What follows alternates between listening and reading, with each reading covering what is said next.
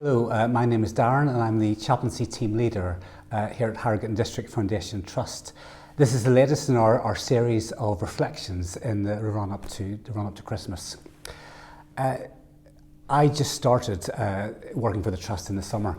So this is my first Christmas, and one of the things that struck me very shortly after starting here at HDFT was the desire within the organisation to be a more inclusive place, a place that was fair and equal, and a place that recognised difference but didn't feel threatened or scared or prejudiced about difference, celebrated difference. Just a few weeks before I started working here, there had been the tragic death of George Floyd in the United States, and that created all sorts of discussions and all sorts of debates and all sorts of reflecting on race relations around the world. Including actually here, our own Chief Executive, Steve Russell, spoke on social media and on local news about racism in society, including in the NHS, and it was very challenging words. Within HDFT, there are various networks. There's BME network, there's also networks for LGBT and also for people with disabilities, and all these people plus their allies. And it's wonderful actually that there's this real desire for all people to be valued and to be of worth and to be supported. And I think there's just something as well where actually we need to remember particularly those who have faced prejudice and continue to face prejudice.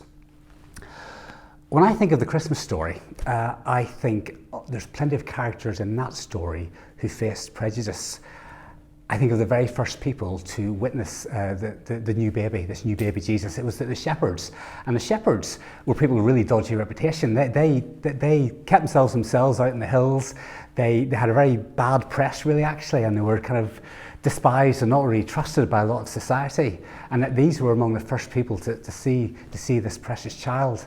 I think of what we know as the wise men, who may well have been educated and wealthy and distinguished, but still many people may well have dismissed them and been wary of them and seen them as sort of these foreigners who had different beliefs and different behaviours and all the rest of it, and there may well have been prejudice against them as well. We think of Mary. Who is most likely an unmarried teenager with an unexpected pregnancy, and in a time and a place where that was a big no-no, and it would have been particularly scandalous in that time and in that place. And we think of the Holy Family themselves, Mary, Joseph and Jesus. Whenever they had to flee from Herod, they would have been refugees in Egypt. And so we think of all these characters, they would have faced prejudice in their time.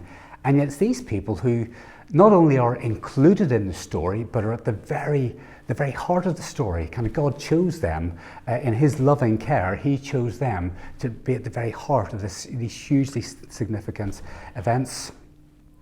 So my hope and prayer for all of us is that actually we will continue to be more inclusive. We're all a work in progress on that. I know that I am, and I know that I long to continue to listen and to learn. So perhaps this Christmas all of us can think, how can we be more inclusive? Thank you again for your time, for listening to this, and I wish you well for the Christmas period.